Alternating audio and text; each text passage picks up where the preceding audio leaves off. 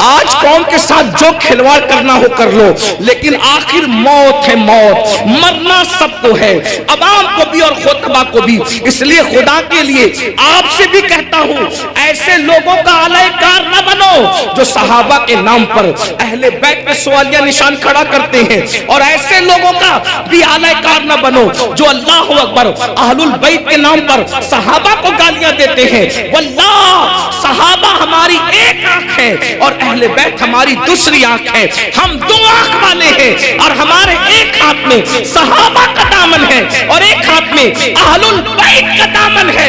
اللہ اکبر، صحابہ وہ ہیں جنہوں نے اسلام پھیلایا ہے، اور اہل بیت وہ ہیں جنہوں نے اسلام بچایا ہے۔ ہم پھیلانے والوں کا بھی احسان مانتے ہیں اور بچانے والوں کا بھی احسان مانتے ہیں۔ نعرہ تکبیر، نعرہ رسالت، مسلک اعلی حضرت، نعرہ تکبیر، حضرت علامہ مولانا۔ جہاں ہم کربلا کی جنگ کو بھول نہیں سکتے کہ وہ اسلام بچانے کی جنگ تھی، وہی ہم بدر اور احد کو بھی بھول نہیں سکتے کہ وہ اسلام پھیلانے کی جنگ تھی۔ جہاں ہم کربلا کے فاقہ کشوں کو نہیں بھول سکتے، وہی ہم بدر و احد کے فاقہ کشوں کو بھی فراموش نہیں کر سکتے۔ کربلا والوں کو رسول اللہ نے اپنے کندھوں پہ اٹھایا ہے، تو بدر و احد اور خندق اور خیبر والوں کے لیے قرآن کہتا ہے وَالْعَادِيَاتِ دَبْحًا فَالْمُورِيَاتِ قَدْحًا۔ اے محبوب، جو تیرے پیچھے گھوڑے دوڑاتے ہیں اور ان کے گھوڑوں کی ٹاپوں سے جو دھول نکلتی ہے، ہم ان گھوڑوں کی ٹاپوں سے نکلنے والے دھول کی بھی قسم اٹھاتے ہیں۔ جن کے گھوڑوں کے پیروں سے لگنے والی دھول اتنی قیمتی ہے کہ اللہ اس کی بھی قسم قرآن میں اٹھاتا ہے۔ قرآن تو پڑھو نا، قرآن تو پڑھو۔ صحابہ کو کیا سمجھو گے؟ ارے صحابہ کا گھوڑا اتنا قیمتی ہے کہ اس کے پیر سے جو مٹی لگتی ہے اور اس سے جو دھول اڑتی ہے، اللہ اس دھول کی قسم کی بھی اور اس دھول کی بھی قسم اٹھا کر کے بتاتا ہے، جس کے گھوڑوں کی ٹاپ سے لگنے والی دھول ہمارے نزدیک اتنی قیمتی ہے تو صحابہ کا گھوڑا کتنا قیمتی ہوگا، اور جب وہ صحابی کا گھوڑا قیمتی ہے تو اس پہ بیٹھنے والا صحابی کتنا قیمتی ہے۔ ذرا غور کیجئے۔ اس لیے ایمان بچانا ہے تو اعتدال کے مسلک پہ رہیے، اور یہ فکر اعتدال 14ویں صدی میں جن علماء نے دی ہے، اس کے سردار کو امام اہل سنت کہتے ہیں، اور وہ اہل سنت کا امام کہتا ہے اہل سنت کا ہے بیڑا پار، اصحاب حضور نجم ہے اور ناؤ ہے، اطرت رسول اللہ کی۔ تو وہ خطبہ جو فتنہ پھیلاتے ہیں وہ یہ بھی کہتے ہیں بھئی مزار پہ کیوں جاتے ہو؟ مزار پہ جانا تو شرک ہے، نہ جاؤ مزار پہ، فتنہ پھیلا۔ ہم کہتے ہیں آپ ذرا ہوش سے بات کریں، کیا مزار پہ جانا شرک کیسے ہو سکتا؟ رسول اللہ نے مزار پہ جانے کا حکم دیا، اور تو کیا معاذ اللہ حضور مزار پہ جانے کا جو حکم دے کر کیا شرک کا حکم دے رہے معاذ اللہ؟ کیا حضور علیہ السلام نے یہ نہیں فرمایا؟ آقا فرماتے ہیں کہ میں نے تم کو پہلے قبروں پہ جانے سے منع کیا تھا، اب تم قبروں پہ جایا کرو، کیونکہ قبروں پہ جاؤ گے تو تمہیں تمہاری آخرت یاد آئے گی۔ لوگ اس کو بھول گئے، وہ کہتے ہیں نہیں جانا چاہیے، شرک ہے۔ ایک بات آپ سے کہتا ہوں آخری میں، مزار پہ جاؤ کوئی شرک نہیں، بلکہ اللہ کے رسول نے تو 6 سال کی عمر میں جو پہلا سفر کیا تو اپنے والد کے مزار پہ بھی تشریف لے گئے، اور بخاری مسلم آپ اٹھا کر کے دیکھیں، سیاستہ اٹھا کے دیکھیں کہ حضور علیہ السلام شہدائے احد کے مزارات پہ خود تشریف لے جاتے تھے۔ شہدائے احد کے مزارات پر اللہ کے رسول خود تشریف لے جاتے تھے۔ سید الشہداء امیر حمزہ کے مزار پر سیدہ فاطمہ الزہرا خود تشریف لے جاتی تھی۔ غور فرمائیں، آپ غور کیجئے، مزار پہ جانا شرک نہیں ہے، لیکن ایک بات آپ سے سنیوں سے کہنا ہے، میرے بھائیوں سے، مزار پہ ضرور جاؤ لیکن سنت کے مطابق جاؤ۔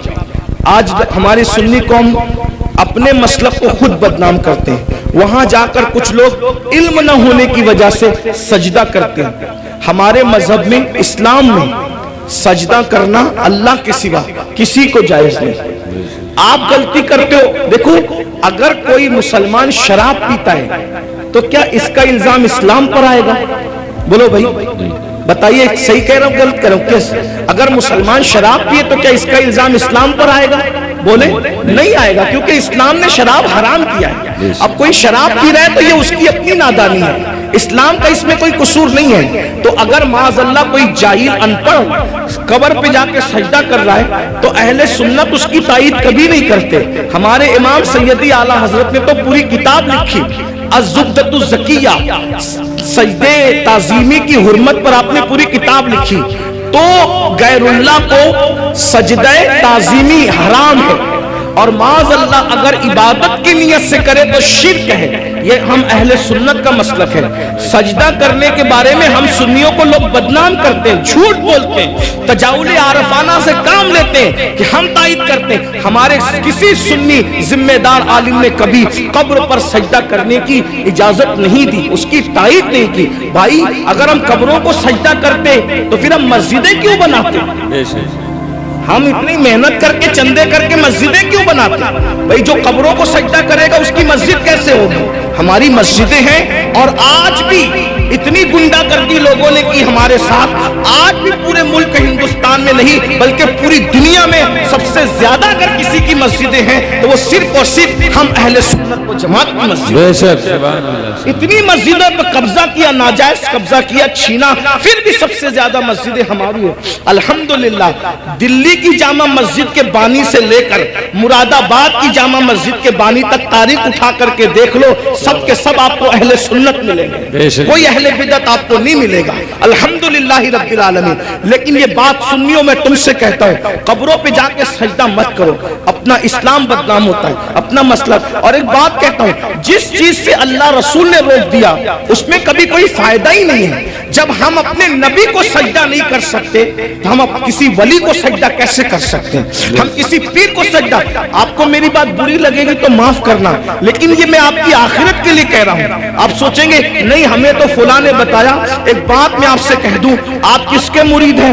آپ کہیں گے میں قادری سلسلے میں مرید ہوں، کوئی آپ کہیں گے میں چشتی سلسلے میں مرید ہوں، کوئی کہے گا میں نقشبندی سلسلے میں مرید ہوں، کوئی کہے گا میں سہروردی سلسلے میں مرید ہوں، کوئی کہے گا میں مداری سلسلے میں مرید ہوں، کوئی کہے گا میں وارسی سلسلے میں مرید ہوں، کوئی کچھ۔ سب سلسلے جو حق ہے، جتنے بھی سلسلے حق ہیں، سب سلسلے ہمارے سر اور آنکھوں پر ہیں۔ لیکن یہ علماء کی موجودگی میں ایک بات میں آپ سے کہوں ذمہ داری کے ساتھ، یاد رکھیے کسی بھی سلسلے سے مرید ہونا اس وقت تک کام نہیں آئے گا جب تک کہ تم پہلے شریعت کے مرید نہ بنو۔ بے شک پہلے شریعت کے مرید بنو پھر قادری ہونا کام آئے گا۔ پہلے شریعت کے مرید بنو پھر چشتی ہونا کام آئے گا۔ پہلے شریعت کے مرید بنو پھر نقشبندی ہونا کام آئے گا۔ پہلے شریعت کے مرید بنو پھر سہروردی ہونا کام آئے گا۔ اگر شریعت کے مرید نہیں بنے تو نہ غوث پاک بنا دیں گے، نہ غریب نواز بنا دیں گے، نہ شاعر نقشبند بنا دیں گے، نہ شاعر سہرورد بنا دیں گے، لٹکتے رہ جاؤ گے، برباد ہو جاؤ گے، کیونکہ یہ سارے بزرگوں نے شریعت کے لیے ہی اتنی بڑی بڑی قربانیاں دی۔ اگر غوث پاک گیلان چھوڑ کر بغداد آئے تو صرف تحفظ شریعت کے لیے آئے۔ یہ غریب نواز اپنا وطن چھوڑ کر، بلکہ مدینہ منورہ کے مدرس تھے غریب نواز، 3 سال مسجد نبوی میں حدیث کا درس دیا۔ اگر یہ سب کچھ چھوڑ کر کے ہندوستان آئے شریعت کے تحفظ کے لیے، اسلام کی خاطر آئے، ورنہ اور کیا لالچ تھی ان کو؟ کیا کوئی تخت پہ بیٹھنا تھا، کوئی تاج حاصل کرنا تھا، کسی کی کٹیا پہ حملہ کرنا تھا، کسی کی زمین پہ قبضہ؟ کچھ بھی نہیں، ایک ہی مقصد تھا، بھٹکے ہوئے آہو کو پھر سوئے حرم لے چلے۔ دین کے لیے آئے تھے، اس لیے اللہ کو اپنی مرضی سے راضی مت کرو، اللہ کو اللہ کے بنائے ہوئے قانون سے راضی کرو، اللہ کو اللہ کی مرضی سے راضی کرو۔ تو یہ قبروں پہ سجدہ کرنا حرام ہے اگر سجدہ تعظیمی ہے تو، اور اگر سجدہ عبادت ہے تب تو مشرک ہو گئے، ایمان ہی نہ رہا۔ اسی طریقے سے قبروں پہ جاؤ تو بزرگوں کے طریق پر جاؤ، ہاتھ باندھ کر باوضو جاؤ، اور کم سے کم 2 ہاتھ دور کھڑے رہو، اور بزرگوں کی ولیوں کی قبروں کی ایسی تعظیم کرو جیسا ان کی ظاہری حیات میں مل جاتے، جیسے تعظیم کرتے ویسے تعظیم کرو۔ بتاؤ کیا اگر غوث پاک غریب نواز اور بزرگان دین ہمیں مل جاتے تو ہم ان کے اوپر ایسے لٹکتے، ایسے لٹکتے، ان کے اوپر ایسے گرتے پڑتے جیسے قبروں پہ گرتے پڑتے؟ अकीदत अपनी जगह, बल्कि आपको कहता हूं रसूलुल्लाह की मज़ार अनवर को देखा तो सैयदी आला हज़रत पुकार उठते, पेशे नजर वो नौबहार, क्या बात है, पेशे नजर वो नौबहार, मगर सजदे को दिल है बेकरार। आशिक थे ना, आशिक थे ना, यार का जलवा देखा और कहने लगे सजदे को दिल है बेकरार, मगर आशिक होकर भी अदब का दामन हाथ से न छूटे, शरीयत का दामन हाथ से न छूटे। फौरन कहते हैं मगर क्या करूं, रोकिए सर को रोकिए, हाँ यही इम्तिहान, क्या बात है, ये इम्तिहान है हमारा। इसलिए अब एक बात कह दूं, कड़वी लगे तो माफ करना, जिनको सजदा करना हराम है वहां जाके सजदे करते हो जी, और जिसको सजदा करने का हुक्म है उसको सजदा नहीं करते। देख ले हमारी कौम का हाल देख, जो 700 मर्तबा पूरे कुरान में कहे कि मुझे सजदा करो, उसको सजदा नहीं कर रहे हो, और जिसको सजदा करना हराम है वहां जाके नादानी देखो, इल्म नहीं है ना, ये जिहालत, अनपढ़, ये इल्म न होना सारी गंदगी की जड़ है। इसलिए इल्म हासिल करो, अपने बच्चों को भी इल्म के करीब लाओ, इतना इल्म अपने बच्चों को दे दो। मैं नौजवानों से कहता हूं जितना इल्म हासिल करना इल्म दीन हर मुसलमान पे फर्ज है, इतना इल्म सीखिए, इतना इल्म सीखिए, आप पे फर्ज है जितना नमाज का, रोजे का, हज का, ज़कात का, निकाह का, तलाक का, ये सब इल्म सीखिए। और साथ ही साथ दुनियावी एजुकेशन तय कीजिए कि कम से कम हमारा हर बच्चा बच्ची ग्रेजुएट होना चाहिए, इससे कम हमें नहीं पढ़ाना है। चाहे उसके लिए हमें नौकरी करना पड़े, 8 घंटे की बजाय 12 घंटे मेहनत करना पड़े, इल्म की तरफ पेशरफ्त करो। और ये सिर्फ जलसों की हद तक नहीं, अहद करके उठो कि मुझे, हमारे महारेरा के मशाइख ने ऐलान किया आधी रोटी खाएंगे, बच्चों को पढ़ाएंगे। अगर आधी रोटी खाना पड़े तो खाओ, अपने बच्चों को पढ़ाओ। अगर ईद पे कपड़े नहीं बनते तो न बने, लेकिन बच्चों की फीस हमें जरूर भरना है। अच्छे से अच्छे स्कूल में उनका दाखिला कराना है, अच्छे से अच्छे स्कूल में उनको जो है एडमिशन उनका करवाना है और उनको आला तालीम दिलाना है। अगर हिंदुस्तान का मुसलमान सिर्फ एक दहाई 10 साल एजुकेशन पे मेहनत कर ले, 10 साल, मुल्क के हालात बदले। एक शख्स कह रहा था कि हम अपनी कौम के हाथ में तलवार देंगे। मैंने कहा तुम जो चाहे करो, हम तुम्हें कुछ नहीं कहते, लेकिन हम अपनी कौम के हाथ में तलवार नहीं देंगे। हम मुसलमान अपनी कौम के हाथ में तलवार नहीं देंगे, हम अपनी कौम के हाथ में कलम देंगे, कलम। जिसको तलवार देना है वो दे, तुम जानो, तुम्हारा काम जानो। लेकिन मुसलमानों से हम हर जलसे में अपील करते हैं कि हम अपने बच्चों के हाथ में तलवार क्या, हम तो गुलेल भी देना नहीं चाहते आज की तारीख में, हम कलम देना चाहते हैं। याद रखना, तलवारें उठती है तो गर्दनें कटती है, और जब कलम उठता है तो गुर्बत कटती है, जब कलम उठता है कमजोरियां कटती है, कलम उठता है दुश्मन ज़ेर होते हैं, कलम उठता है इनकलाब आता है। मेरे नबी कलम और किताब लेकर के आए थे, इसलिए कोई बच्चा अनपढ़ न रहने पाए। जो कुछ हुआ, और जो बच्चे 10वीं 12वीं पढ़ के ड्रॉप आउट हो गए, हट गए, उनसे मैं कहता हूं आज घर बैठ करके बहुत सारे कोर्सेज किए जा सकते हैं। इसलिए मोबाइल में गेम खेलकर वक्त जाय करने की बजाय, इधर उधर बैठकर इसके ओटे पर उसके नुक्कड़ पे बैठकर वक्त जाय करने की बजाय, बच्चियों से भी कहता हूं अगर 10वीं 12वीं पढ़ करके छोड़ दिया है तो बहुत सारे ऐसे आज कोर्सेस हैं कि घर पे बैठे बैठे आप तालीम हासिल कर सकते हो। लॉकडाउन के अंदर मैं भी जो है वो 11वीं पढ़ के मैंने छोड़ दिया था। मेरे 11वीं पढ़ के छोड़ने का वाकया भी एक अजीब सा है। असल में सुन्नी दावत इस्लामी के माहौल में था।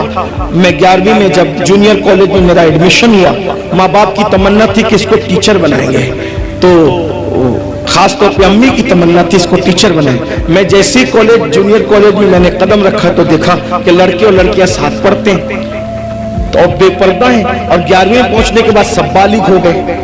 तो इतना शऊर नहीं था मुझे, लेकिन इतना तो था कि लड़कियों के साथ नहीं बैठा जा सकता बेपर्दा।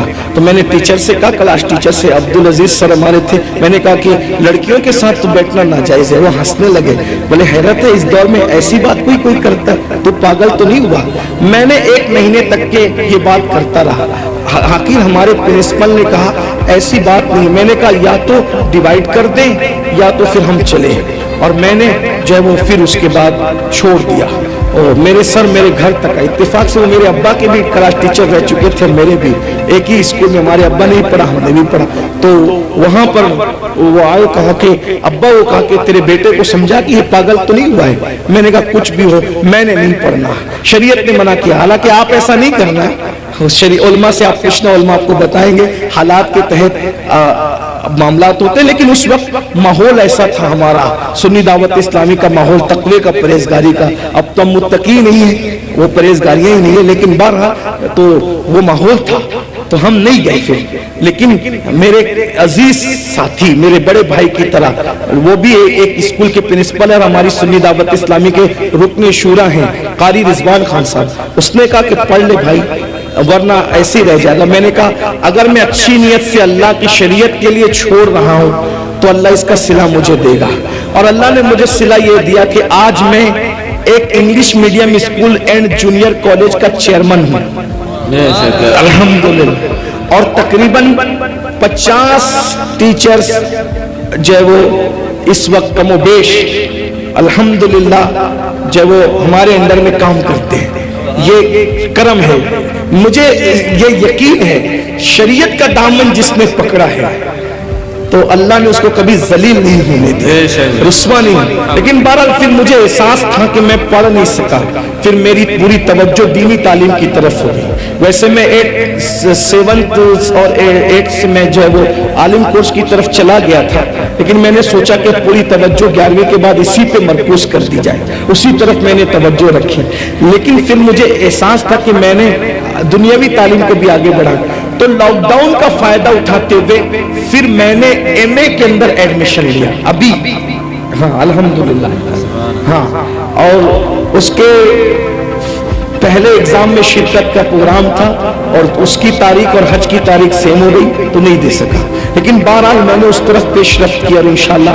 तो आपसे भी मैं कहता हूँ, मैं ये आपको ही कह के जा रहा हूँ, नहीं, मैं आपसे, मैंने खुद भी इस पर अमल किया है अल्हम्दुलिल्लाह, और मैं इंशाअल्लाह ताला उसकी कोशिश करूंगा कि 1 साल में उसकी तकमील करूं जो रह गया है। इतने सारे ये जो जराइम है, बेनमाजीपन ले लें, बदकारी ले लें, इसी तरीके से दीन से दूरी ले लें, माँ बाप की नाफरमानी ले लें, बेपर्दगी ले लें खवातीन के अंदर, इसी तरह औरतों का घरों को छोड़ करके ब्यूटी पार्लरों तक जाना, औरतों का मेकअप के नाम पर गैरों के सामने बैठकर अपने हाथों की हथेलियां उनके जानुओं पे रख करके मेहंदी लगाना, ये सारे जराइम की असल जड़ क्या है? तो मुझे जो सब कुछ समझ में आता है मुख्तसर में वो ये कि हमारी कौम के पास जो इल्म होना चाहिए, जो एजुकेशन होना चाहिए, जो मालूमात होनी चाहिए, वो उनके पास नहीं है। हमारी कौम बेरारवी का जो शिकार है, सबसे बड़ी वजह ये है कि उनके पास इल्म नहीं है, उनके पास तालीम नहीं है। याद रखिए, सारी बुराइयों की जड़ इल्म का न होना है, तालीम का न होना है। जब भी किसी कौम के पास इल्म नहीं होता तो वो कौम बेरारवी का शिकार होती है। आप खुद देखें, आइए मैं आपके सामने इल्म की बरकत रखना चाहता हूँ, बहुत तवज्जो के साथ आप सुने। अल्लाह के रसूल अलैहिस्सलाम जब जमीन पे तशरीफ नहीं लाए थे तो उस वक्त मक्के ही की हालत सिर्फ देख लें। अभी मैं पूरी दुनिया की बात नहीं करता, अभी पूरी दुनिया का जिक्र नहीं करता, सिर्फ एक शहर मक्कतुल मुकर्रमा का जिक्र करता हूँ। जरा गौर करें, मक्कतुल मुकर्रमा कौन सा शहर है जिसे कुरान कहता है वमन दखलहु काना आमीना, कि जो उसमें दाखिल हो गया वो अम्न में आ गया। अम्न वाले शहर को कितनी गुंडागर्दी का सामना था, अल्लाह अकबर। जो शहर अम्न वाला था, जो शहर हरम है, जहां की घास उखाड़ने की इजाजत नहीं, जहां के जानवरों को सताने की इजाजत नहीं, जहां जानवर साए में बैठ जाए तो उसको उठाने की इजाजत नहीं, जहां जानवर को धमकाने की इजाजत नहीं, जहां जानवरों के, जंगली जानवरों के अंडों को तोड़ने की इजाजत नहीं, अल्लाह अकबर। जहां अल्लाह अकबर अहले एहराम पर हरम में शिकार करने की इजाजत नहीं, ऐसे हरम के अंदर लोग अपनी बेटियों को, अपने हाथ से जिंदा दफन कर रहे थे हुदूद हरम के अंदर, बिल्कुल हरम के सामने। एक तो हरम वो है, एक तो हरम वो है जिसको अल्लाह व रसूल ने हरम के तौर पर हुदूद मुकर्रर की है, लेकिन एक तो मस्जिद हराम है, यानी हरम में भी जो बहुत आला दर्जा रखे उसे मस्जिद हराम कहते हैं। बिल्कुल मस्जिद हराम के सामने अपनी बेटियों को अपने हाथों से जिंदा दफन कर रहे थे। अल्लाह अकबर। माएं अपने बच्चों को गोद में शराब पिला रही थी। जैसे आज बच्चे नहीं सोते तो मां नींद की दवा पिलाती है, उस दौर में जब अल्लाह के रसूल तशरीफ न लाए थे तो माएं अपनी गोद में अपने बच्चों को शराब पिलाया करती थी। ज़िना का हाल ये था, अगर ज़िना करने कोई औरत नहीं मिलती तो लोग अपनी माओं के साथ ज़िना कर लिया करते थे।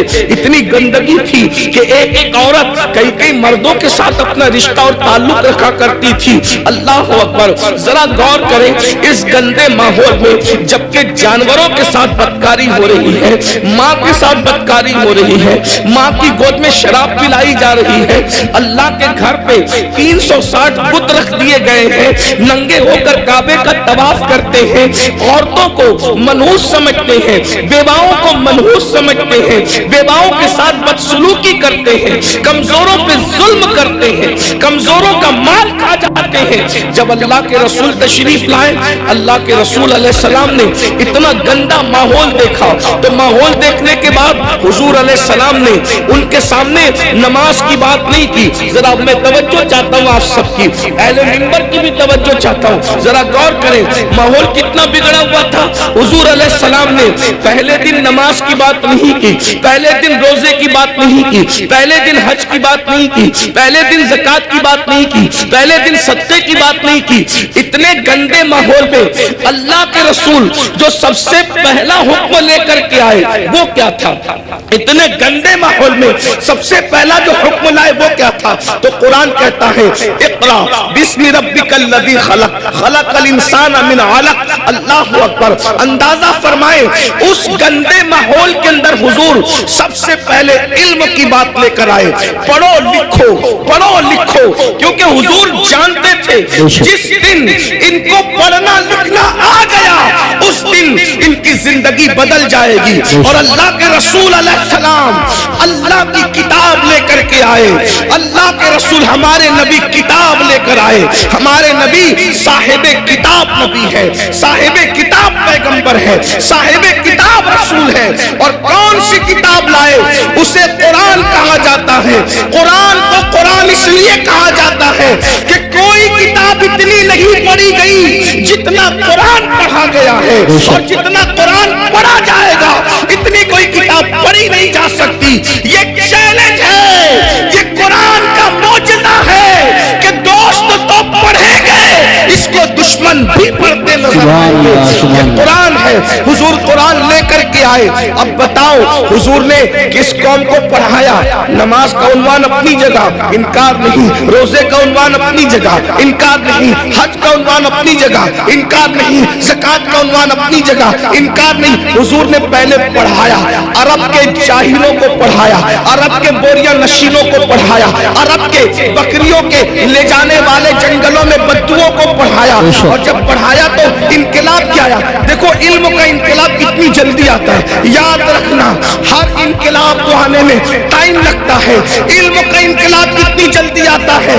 जो अपनी बच्चियों को जिंदा दफन कर रहे थे, 23 साल भी नहीं गुजरे, अपनी बेटियों को जिंदा दफन करने वाले दूसरों की बेटियों को पालने की तैयारी कर रहे थे। इसलिए कि हुजूर ने उनको इल्म का ज़ेवर अता किया था। अल्लाह अकबर। माँ की गोद के शराबी, माँ की गोद के शराबी जो माओ की गोद में शराब पीने के आदी बने थे, एक ऐलान पर वो सब के सब शराब से तौबा करते। यहाँ तो जलसों में करोड़ों तकरीरें हो जाए, मुकर्रिर तकरीर करते करते मर जाए, मुकर्रिर जो उसकी आवाज बैठ जाए, मुकर्रिर काली दाढ़ी से उसकी दाढ़ी तकरीर करते करते सफेद हो जाए, मुकर्रिर की हालत बदल जाए, कौम की हालत नहीं बदलती। क्यों? क्यों? वहां एक ही ऐलान में पूरी कौम ने शराब से तौबा की। बस इतना कहा था, ऐ लोगों, आज से शराब हराम हो गई, आज से शराब हराम हो गई। जिनके मुंह में थी उन्होंने उगल दी, मुंह से उगल दी। जिनके हाथ में थी उन्होंने उड़ेल दी, जिनके मटकों में थी उन्होंने नालियों में बहा दी। मदीने की गलियों में शराब बह रही थी। एक ऐलान, वजह, हुजूर ने उस कौम को पहले एजुकेट किया था, बेशक इल्म अता किया था। उन्हें पता था अगर हराम करेंगे तो नुकसान क्या होगा। आज हमारी कौम को नहीं पता है, हलाल और हराम में कोई तमीज नहीं है क्योंकि उनके पास इल्म नहीं है। बेशक आज हमारी कौम को गुस्ल और वुजू नहीं पता है, उनके पास इल्म नहीं है। अगर वो शादी में डीजे लगा रहे, नाच रहे, तो उनको पता नहीं है कि इसका नुकसान क्या है। वो ये समझते हैं अल्लाह नाराज होगा तो सजा देगा, लेकिन अल्लाह की सजा क्या होगी, उसकी शक्लें क्या होगी, ये उन्हें कुछ पता नहीं। जिस दिन उन्हें पता चल जाए कि खुदा के अजाब की शक्लें क्या होती है, एक जलसे में तो नहीं बताया जा सकता, लेकिन थोड़े से वक्त में मैं इशारा करना चाहता हूँ। जिस दिन पता चल जाए ना मेरे भाई कि खुदा के अजाब की शक्लें क्या होती है, तो बंदा कदम उठाने से भी पहले सोचेगा कि मैं ये कदम उठाऊं कि नहीं उठाऊं। आज हमारी कौम को बस इतना पता है, कलेमा पढ़ लिया हम मुसलमान हो गए, गोश्त अंडा मछली खाओ और हम मुसलमान हैं, जुमा 2 रकअत पढ़ने चले जाओ हम मुसलमान हैं, ईद मिलादुन नबी आए तो जुलूस में शिरकत करो हम मुसलमान हैं, मुहर्रम आए तो मुहर्रम की महफिलें सजा लो हम मुसलमान हैं, इसी तरीके से 11वीं आए तो गौस पाक की न्यास कर लो हम मुसलमान हैं, छठी आए तो अजमेर शरीफ वाले सरकार का जिक्र कर लो हम मुसलमान हैं, सफर का महीना है तो सारी कौम मिल करके बरेली शरीफ के करीब रहते हैं उससे आला हजरत में शरीक हो जाए हम मुसलमान हैं। लेकिन पता ही नहीं है, तकाजा नहीं है कि इस्लाम क्या कह रहा है, हमसे क्या कह रहा है, अल्लाह नाराज होगा तो क्या करेगा, किस तरीके की का अजाब देगा, उसके अजाब की शक्लें क्या होगी। कुरान कहता है इन्न अजाब रब्बिका लवाक़ि मा लहू मिन दाफ़े, बेशक तेरे रब का अजाब वाक़ई होकर रहेगा। और जब अल्लाह तुझे अजाब देने का फैसला कर ले तो उस वक्त अल्लाह के अजाब से तुझे कोई रोक नहीं सकेगा। इन्न बत्श रब्बिका लशदीद, तेरे रब की पकड़ बड़ी सख्त